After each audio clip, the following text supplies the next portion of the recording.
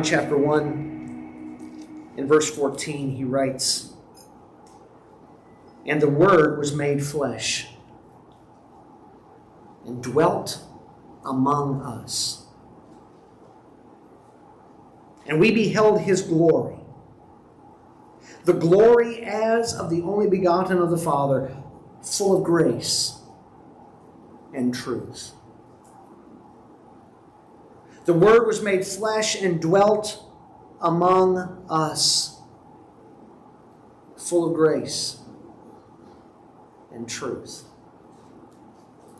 This is one of those verses by itself that we could pick up and turn any number of ways.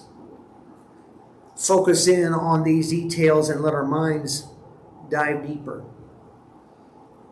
We'll try to contain some thought directly today as we consider this Word made flesh. You notice that the verse begins with the word "and." Not a "therefore" or a "so that" or a "for," but "and." John's continuing what he's been saying. This is linked to what's come before, but it continues to tell us about this Word, the Word that was in the beginning. In the beginning was the Word. The Word was with God. The Word was God. The same was. It existed in the beginning with God. He has just told us that this Word was in the world. The world was made by Him. The world didn't know Him. Verse 11, He came to His own received Him not. But as many as received Him,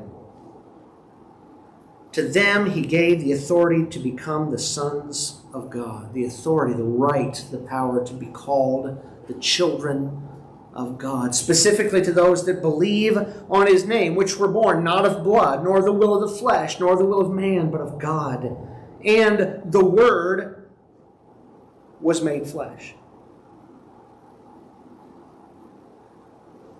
See God's presence. See the presence of God Himself. John tells us that the Word came into the world. We saw that in verse 9. That coming into the world, He provides light for all who will see it. Well, here He tells us more specifically how He came into the world. So here you have the God of all creation, the God who made everything that is, the God who made all human beings, the God who has been pleading with human beings for generations to repent, because He knows that as creatures we are in rebellion against Him, our Creator. And now He's going to come into the world. How will He do it? How would this great and glorious and all-powerful and holy and righteous God come into the world occupied by His sinful, rebellious creatures? How would He do that? The Word became flesh. He didn't burst on the scene with all of His divine wrath and power, but He became flesh. He took on a body. The Word became flesh. John is very careful to help us to continue to see and understand that the Word already existed. He was already there. Not a force, but a person. And now this person becomes flesh, takes on a human body. Vincent writes, all things became through Him, and He in turn became flesh. He became that which first became through Him. Think about that. He created this body, and now He takes on a body. He did not cease to be the eternal Word. His divine nature was not laid aside.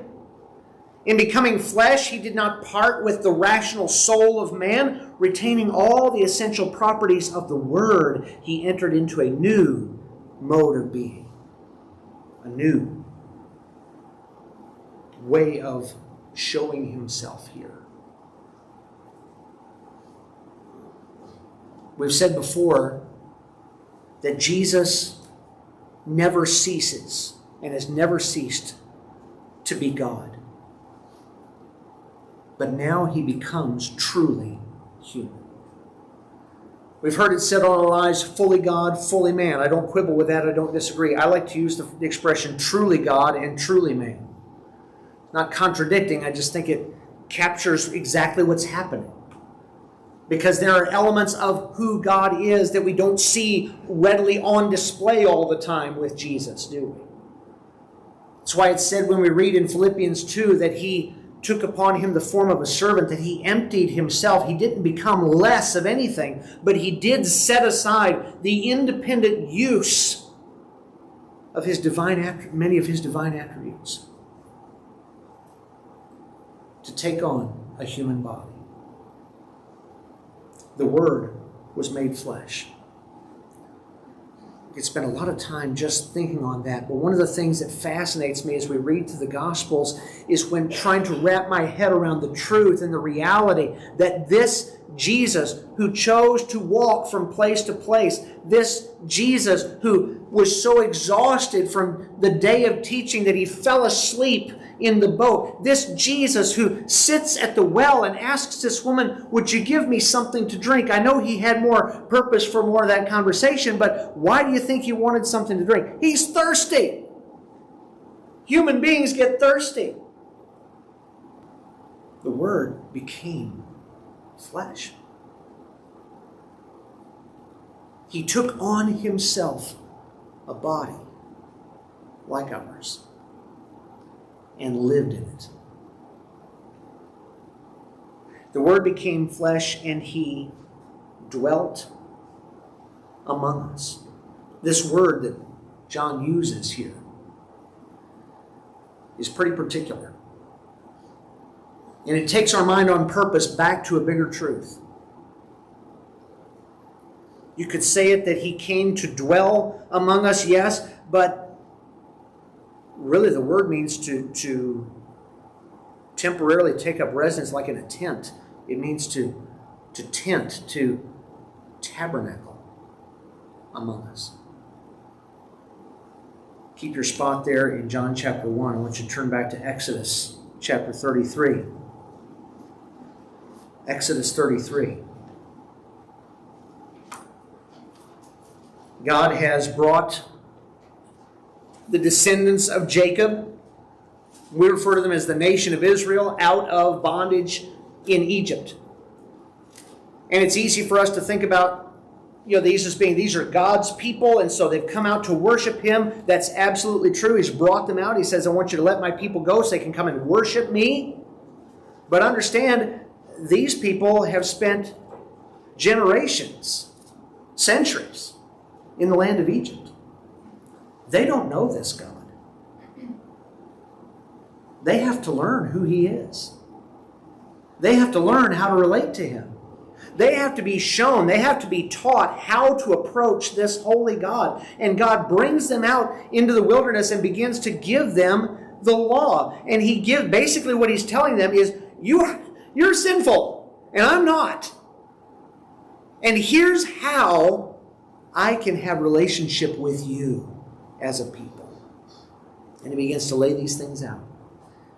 And in his commands, he gives them specific instructions on a tent, a tabernacle, a place where God says, this is where I will meet in a special way with you. We see in Exodus 33 and verse 7, now Moses used to take the tent and pitch it outside the camp. And you'll remember from the book of Exodus that we're not talking about this is not it's not a four-man Coleman tent here. This is a structure with very specific instructions. And inside this structure was a division between the holy place and the most holy place. And inside that most holy place was the Ark of the Covenant that had the mercy seat. And God said, this is where once a year there's going to be a priest that's going to bring a sacrifice here. And that's going to be for the sins of the people. And one day, one time a year, one man out of the whole nation is going to come in there. That's what's going to develop. But this is where God says, I'm going to meet with you, Moses.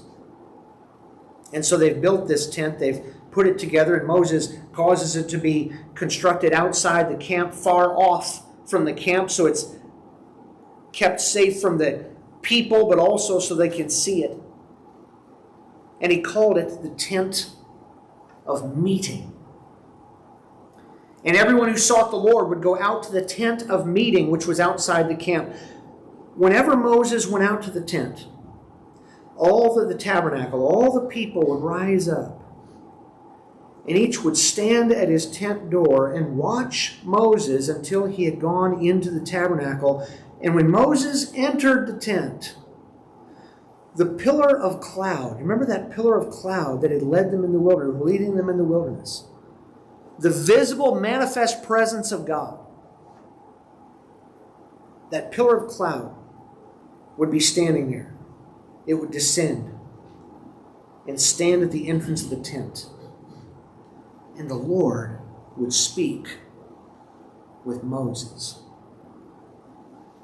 And when all the people saw the pillar of cloud standing at the entrance of the tent, all the people would rise up and worship, each at his tent door.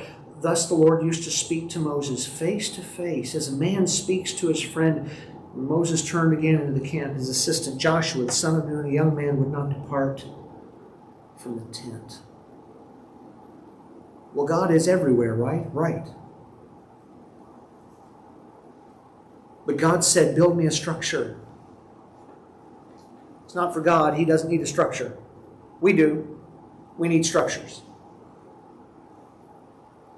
And picture as Moses, the people see Moses making his way out of the camp, making his way to that tabernacle. And Moses goes into that tabernacle, and Moses goes inside there, and they see him disappear inside. And then they see the cloud itself come and descend on this tabernacle. And the God of the universe, the God of creation, the God who is everywhere, is in particular and in a special and meaningful way.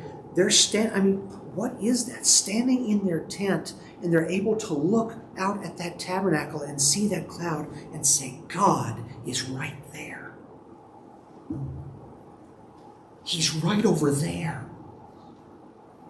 He has set up his tabernacle, and he's here. He's here among us. There he is, right over there. Well, just as God in his grace made a way for himself to be present among his people in the wilderness, and to travel with them and among them, and make himself known to them, how much more and how much greater and how much more beautiful do we read here from John, that this Word became flesh and he tabernacled among us. He's here. He's right here.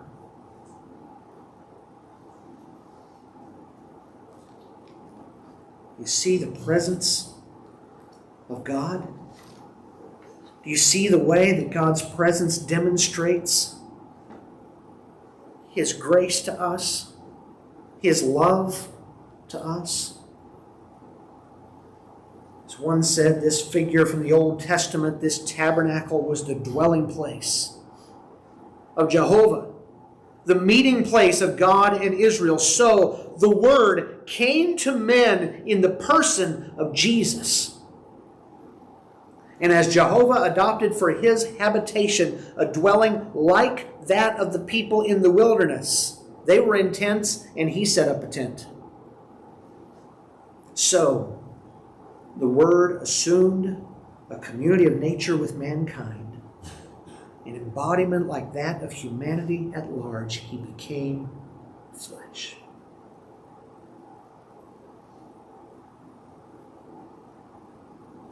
Anybody really annoyed with the stuff that your body's doing? Anybody annoyed at the way the body just doesn't work like it should? Annoyed by just the normality of being human.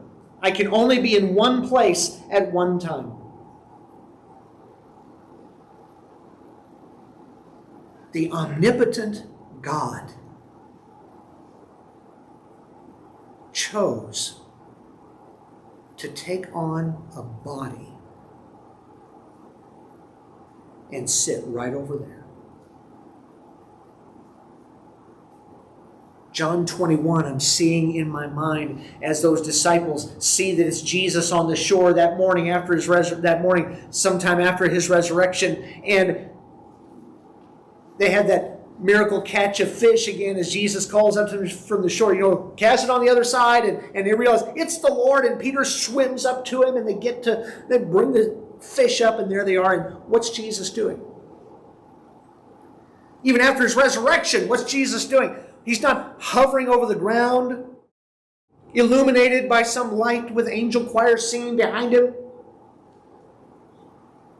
He invites these men to come and sit down and eat breakfast with him. Come have some of this fish that Jesus himself is cooking on a charcoal fire.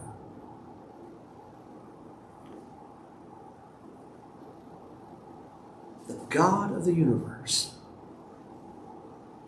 cooking fish on a beach. Come have some.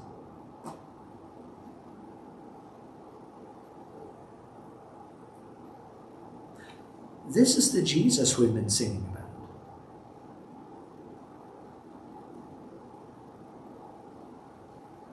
This is the Jesus that said, "Follow me." You see the presence of God. See God's presence. See God's glory. The Word was made flesh and dwelt among us, and we beheld his glory. His glory revealed. Again, we see the grace and the condescension of God. If you still have that place in Exodus 33, we read Moses saying in verse 12, saying to the Lord, "See, you say, bring up this people, but you haven't let me know who you'll send with me. Yet you said, I know you by name. So if I found favor in your sight, please let me know now your ways, that I may know you in order to find favor in your sight. Consider too, this nation is your people." God said, "My presence is going to go with you, and I'll give you rest." Moses said, "If your presence will not go with me, do not bring us up from here. For how will it be known that I have found favor in your sight, I and your people? Is it not in your going with us, so that we're distinct, I and your people, from every other people on the face of the earth?" And the Lord said to Moses, "This very thing that you've spoken I will do, for you have found favor in my sight, and I know you by name." Moses said, "Please show me your glory." And he said, "I will make all my goodness pass before you, and will proclaim before you my name, the Lord. And I will be gracious to whom I will be gracious, and will show mercy on whom I will show mercy." But he said, "You cannot see my face, for man shall not see me and live." And the Lord said, "Behold, there's a place by me where you will stand on the rock. And while my glory passes by, I will put you in a cleft, a gap here in the rock, and I will cover you with my hand until I have passed by. Then I will take away my hand, and you will see my back, but my face shall not be seen." I cannot overemphasize the condescension of the Lord to Moses. We think of being condescending in a bad way. Stop being so condescending. No, condescending in the sense of the way that I will stoop down to tie the shoes of my precious toddler child. The way I will get down on their level where they can see me and I can see them and we can be close together. Stooping down to me because they can't get up to me. Stooping down to them because they can't get up to me. Here's God stooping down. God is spirit. God is spirit. God doesn't have a face. Doesn't have hands like we think of. But how is he describing himself to Moses? You can't see my face. I'm going to put my hand over you.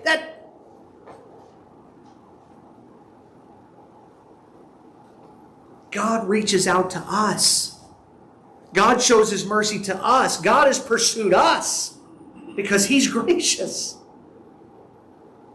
Because he's good. And he tells Moses, here's what I'm going to do. You cannot see me for who I am and live. It's not possible. But I will show you what I can show you. And I will show you in a way that you can see. He hideth my soul in the cleft of the rock that shadows a dry, thirsty land. He hideth my soul in the depths of his love and covers me there with his hand. See, old hymns come from scriptures a lot of times. So what does he do? He puts Moses in that special place and he covers him and passes by and removes that covering. And what do we see? The Lord said to Moses, jump down here to chapter 34 of Exodus. Verse 5, the Lord descended in the cloud and stood with Moses there and proclaimed the name of the Lord. The Lord passed before him and proclaimed, the Lord, a God merciful and gracious, slow to anger, and abounding in steadfast love and faithfulness. And those are, we'll see in just a moment, that's where John gets those words, grace and truth. Abounding in steadfast love and faithfulness, keeping steadfast love for thousands, forgiving iniquity and transgression and sin, but who will by no means clear the guilty, visiting the iniquity of the fathers on the children and the children's children to the third and fourth generation. Notice how both of those are God's description of himself, declaring his glory in the same sentence. You cannot have an accurate view of God if you only take the first part where he talks about his grace and his mercy and chop off the part about not clearing the guilty. You do not have an accurate view of God if you have no concept for God holding people accountable for sin. Our world today is fine talking about a God who loves you just like you are and is fine with you doing whatever you feel like doing. But don't talk to me about a God who believes in the concept of guilt. But God himself says, this is who I am. John says that the Word was made flesh and dwelt among us, and we beheld his glory. We were able to see the glory of God. We beheld it.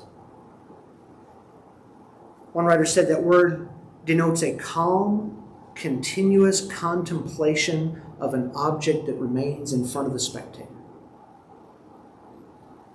John says we beheld his glory. We just looked at it, contemplated it, considered, watched it, saw it. We beheld. Had a conversation this week and we remembered a circumstance with my dad and my brother when I was very small. And Dad had come to tuck us in that night. And in our twin beds there, I was maybe 4. My brother couldn't have been much more than 2. Little twin beds across the room there. And he came and tucked me in and kissed me goodnight. And then he went over to my brother. And my brother was already asleep. And I remember watching my dad sit down there on the bed and bend down and give him a goodnight kiss, and then just sit there and just look at him. Touch his little face. Just sat for a minute. All you parents know exactly what I'm talking about, don't you? You grandparents know what I'm talking about. Just watch him sleep. What's he doing? He's beholding. Just beholding. That's the idea behind this word that John is using. We beheld. Just look at this. Consider this. See this. Think about all that this means. We saw his glory.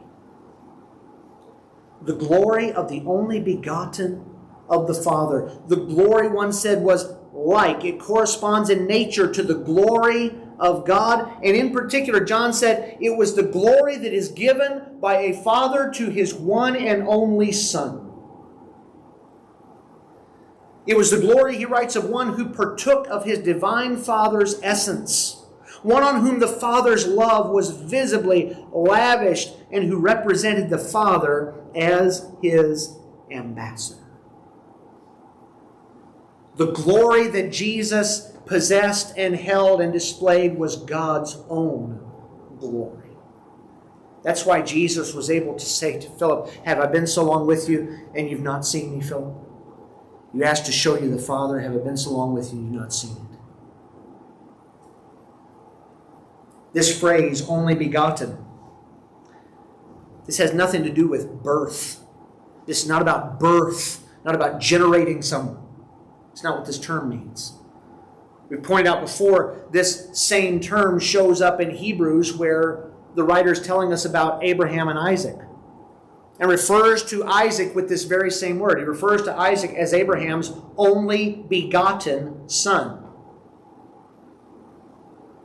Isaac was not Abraham's first biological son, was he? Abraham already had a biological son. That was Ishmael. So not only was Isaac not Abraham's only biological son, Isaac was not even Abraham's first biological son.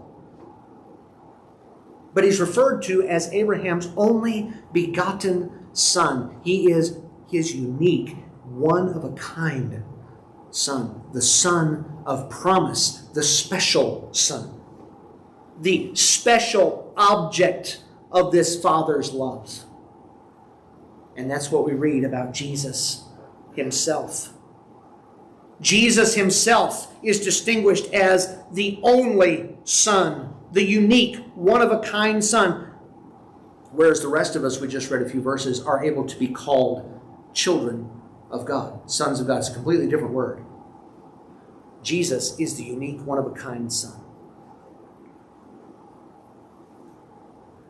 The word that John uses distinguishes between Christ as the only Son, one writes, and the many children of God. And further, in that the only Son did not become this by receiving power or by adoption or by some kind of moral generation, but he was this in the beginning with God. Again, Jesus was truly God. And he took on true humanity. He's the reflection of the Father. The glory displayed in the incarnate Word is the kind of glory a Father grants to his one and only best loved Son. And this Father is God himself, Carson writes. Thus, it is nothing less than God's glory that John and his friends witnessed in the Word made flesh.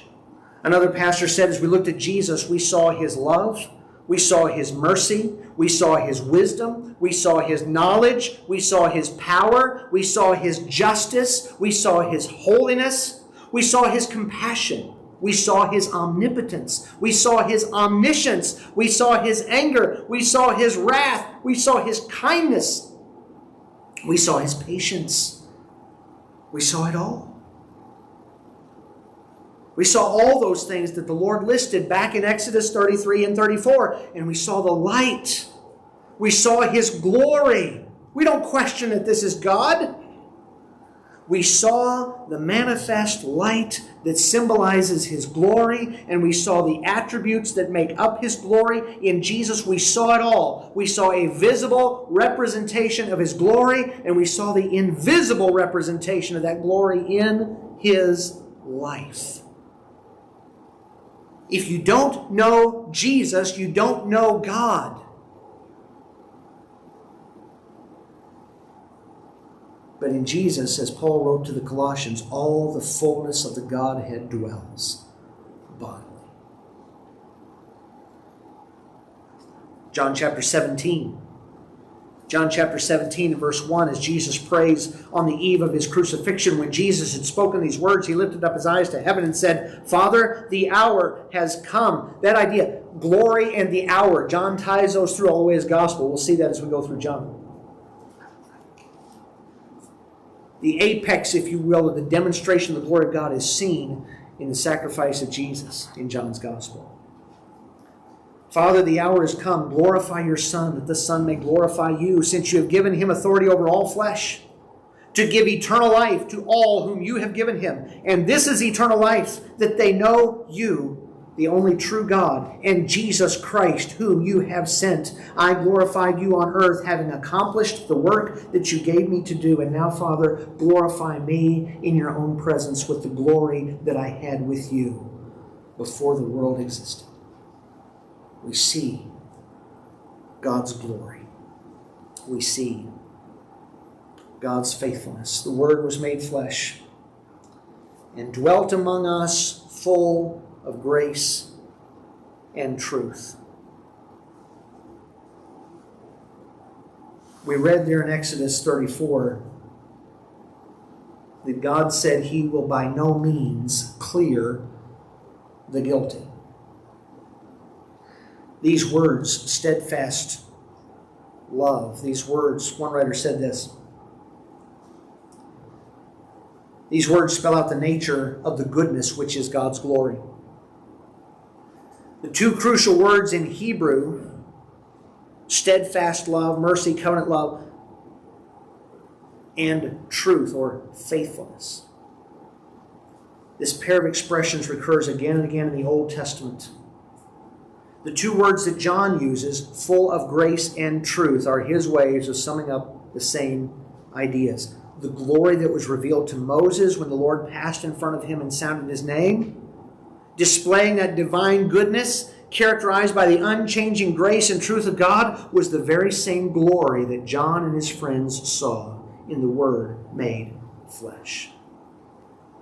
Another says, in these two words, the character of the divine revelation is summed up. Grace is the idea of the revelation of God as love by Him who is life. Truth is the revelation of God as light by Him who is Himself light. Grace and truth go together. Grace and truth go together. God's steadfast love and faithfulness go together. And in Jesus, we see them perfectly played out. How is it that a God can be gracious and merciful and at the same time by no means clear the guilty? The Word was made flesh and dwelt among us. And we beheld His glory, the glory as of the only begotten of the Father, full of grace and truth. It was in this truly God, Jesus Christ, becoming truly human, that a holy God is able to hold all sin to account and extend mercy and grace to all who repent. We have to understand that our salvation before God is not God setting aside His holiness. God has to judge sin, and He does, and He has. For me, that judgment took place on the cross of Jesus Christ. I didn't get away with anything. I stand before a holy God. If I were to stand before him in my flesh, I stand before him guilty, dead to rights, with no hope of anything but his righteous judgment. But Jesus Christ did all that he was put on earth to do. Jesus Christ became truly human, and as truly human lived a truly holy and sinless life. And solely by believing on his good work, solely by taking him at his word, I have been placed into him, so that when he died, I died with him. When he was buried, I was buried with him. When he rose to new life without sin, I am risen with him. Jesus is my holiness before God. Jesus is my right standing before God. Jesus is my one and only hope. And he is the only hope for any human soul. In Jesus, we see God's presence, his glory, his faithfulness. In Jesus, we see all there is to see, all we can possibly see. And even in that, God has spoken to us and shown himself to us in a way that we are able to see. And not just see, but draw near to. I'm convinced John never got over that fact. As he writes in one of his epistles, I love quoting where he writes later, whom our eyes have seen and our hands have handled, the word of life. We got to touch him. This was John, able to write about touching the word of life. I wonder if his mind went back to that Last Supper with Jesus before the cross, where John was leaning on his breast at supper.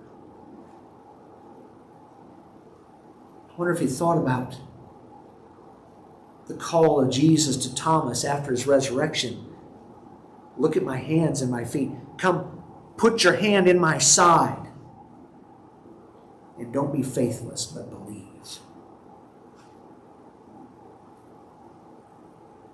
We need truly God to come near.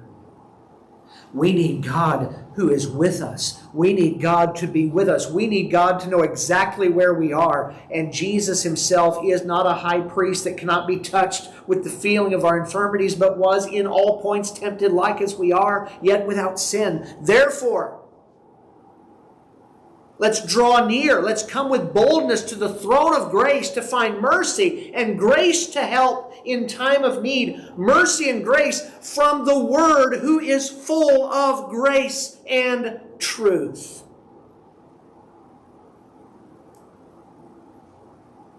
As a quick little freebie here at the end, who is it that the Bible tells us is full of grace? Some of you come from a religious tradition and background that phrase is applied to someone else. I don't need to cry out to Mary, because Jesus himself is full of grace and truth. I can cry to him. I can call to him. I can lean on him. I can run to him. Because he got it right. And he knows exactly what it is to cart this body around. The Word was made flesh and dwelt among us. Is he your right standing before God? Is he your holiness? Are you depending on him and him alone as your righteousness before God? Because he alone is our access. He alone did always those things that please the Father. John said, we beheld his glory. John was able to study. I think he's talking about we. He's talking about John and those other believers there that knew him and spent time with him and lived with him. John said, we saw him. We beheld him. Would you behold Jesus today? Would you look at him, at what he did, and the way he lived. So many pictures we could draw. So many places we could go to look at Jesus. But as I close this out, can I leave you with one picture that continues to stand out in my mind? In John 13, Jesus is with his disciples, sharing this supper, and he's going to the cross. And John writes in John 13, now before the feast of the Passover, when Jesus knew that his hour was come, that he should depart out of this world unto the Father, having loved his own which were in the world, he loved them unto the end. And supper being ended, the devil having now put into the heart of Judas Iscariot, Simon's son, to betray him, Jesus, knowing that the Father had given all things into his hands, and that he was come from God, and went to God, Jesus rises from supper, and laid aside his garments, and took a towel, and girded himself. After that, he poured water into a basin and began to wash the disciples' feet and to wipe them with the towel wherewith he was girded. We see Jesus washing the feet of these disciples. And we see Jesus washing their feet, knowing that he's going to the cross, but knowing something else. Knowing that within hours, every one of these men is going to turn their backs on him and scatter into the night and leave him to face what's coming alone. He knows he's going to ask Peter and James and John to come and watch with him in prayer, and he knows he's going to find them asleep. And what does he do? Washes their feet. The Word became flesh and dwelt among us, full of grace and truth.